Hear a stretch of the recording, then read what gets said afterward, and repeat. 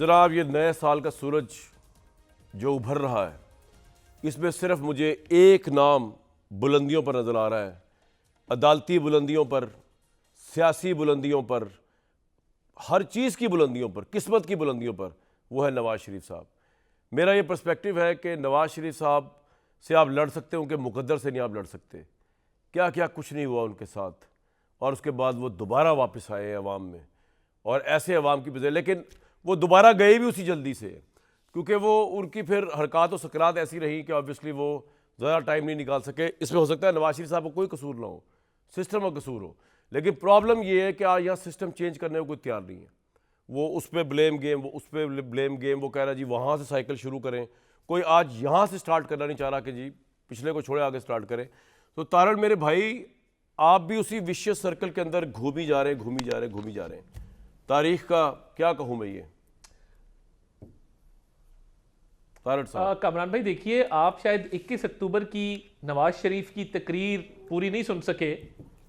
क्या नवाज शरीफ ने बदले की बात की? नहीं, मैंने पूरी क्या सुनी। नवाज शरीफ ने मैं किया? बड़ी अच्छी स्पीच थी वो। क्या नवाज शरीफ ने रोड मैप नहीं दिया, विजन नहीं दिया? एक शख्स जिसके साथ इतनी ज्यादती हुई हो कि वो बीवी को बिस्तरे मर्ग पे छोड़ के आया हो, जेलर ने आखिरी लम्हात में उसकी बीवी से बात ना कराई हो, बेटी उसकी जो पब्लिक ऑफिस होल्डर नहीं थी वो जेल की सलाखों के पीछे हो, बेगुनाह हो, पता हो कि बेटे से तनख्वाह ना लेने पर निकाला गया है, नाजायज मुकदमात कायम किए गए हैं, और वो कहे कि मैं फ्रेश स्टार्ट करने को तैयार हूं, वो कहे कि मैं बदला नहीं लेता, वो कहे कि मैं इस मुल्क को उन्हीं तरक्कियों की बुलंदियों पर लेकर जाना चाहता हूं जो 2017 में था। मैं सीपैक की बात करता हूं, मैं इकोनॉमिक विजन की बात करता हूं, मैं इंफ्रास्ट्रक्चर डेवलपमेंट की बात करता हूं, मैं सोशल सेक्टर्स की बात करता हूं। तो मुझे बताइए कि और वो क्या करे? लेकिन वो तो बात तारड़ भाई, बात ये है कि इलेक्शन से पहले तो आपकी क़यादत अच्छी बातें करती है, मसला शुरू होता है जब आपको प्राइम मिनिस्टरशिप मिल जाती है। तो मैं ये कह रहा हूं कि वो तो अजर मिनल शम्स नजर आ रहा है कि आपको मिलने लगी है। मैं आपको पहले ही प्रेडिक्ट कर दूं कि 4 तारीख को फैसले में सुप्रीम कोर्ट आपकी नाअहलियत भी खत्म कर देगी नवाज शरीफ साहब की। ये मैं इसलिए नहीं कह रहा कि मुझे फैसले का पता है, लेकिन वो नजर आ रहा है ना जिस तरह के आर्गूमेंट्स वहां चल रहे हैं। तो कहने का मतलब ये कि अब आप जब हशाश बशाश होकर पूरी तरह क्लीन होकर दोबारा पावर में आएंगे, तब आप क्या करेंगे, कब तक रहेंगे कि दोबारा सिस्टम डिस्टेबलाइज करके कोई ऐसी हरकत कर देंगे, फिर इस्टेब्लिशमेंट झगड़ा कर लेंगे और घर चले जाएंगे? मैं ये पूछ रहा हूँ सिर्फ, वो टाइम बता दें हमें कितना है आपके पास। मैं बड़ा क्लियर हूं कि मियां मोहम्मद नवाज शरीफ का जो विजन है, जो आगे की सोच है, जो उनका इलेक्शन मैनिफेस्टो है जी। देखिए, आप नवाज शरीफ के जितने प्रोजेक्ट्स हैं आज पाकिस्तान में से माइनस कर दें तो पीछे बहुत कम चीजें बचेंगी। वो आगे बात कर रहे हैं एक इकोनॉमी को रिवाइव करने की, फॉरेन एक्सचेंज रेगुलेशन की, ट्रेड के हवाले से।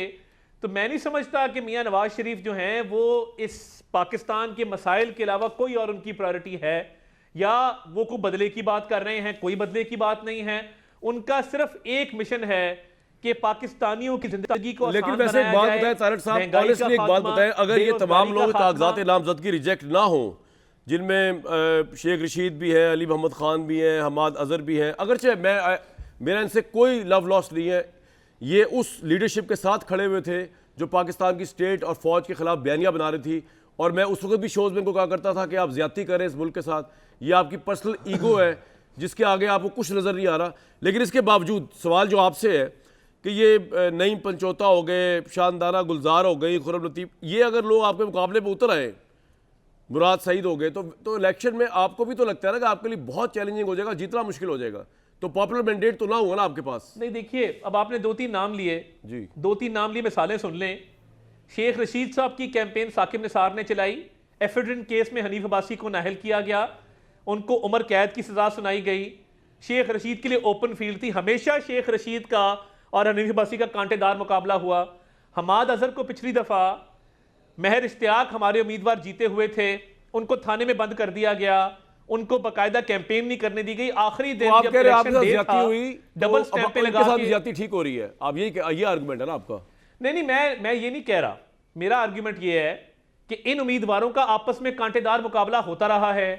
अब आप जमीन डिक्लेयर ना करें, आप अपने एसेट्स को कंसील करें, पॉइंट आगे आपके पास प्रपोजल सेकेंडर ठीक ना हो, ठीक है, तो फिर आपके घर आके आपको कागजात नामजदगी, ये इतने लाडले ये चाहते हैं कि रिटर्निंग अफसर घर आए मोहर लगाए और कहे कि आपने जितनी मिस डिक्लेरेशन की है मैं बिल्कुल ठीक राइट है, ऑफ आपका करता point आ हूं। गया। इतना लार्डलिज्म मुल्क में चल नहीं आपका सकता। point आ गया। कागज भरना लो आईक्यू का आदमी भी कर सकता है, तो इनको क्या प्रॉब्लम थी? कागज सर, आपका point आ गया, आपका point आ गया। इतने बेवकूफ हैं। बिल्कुल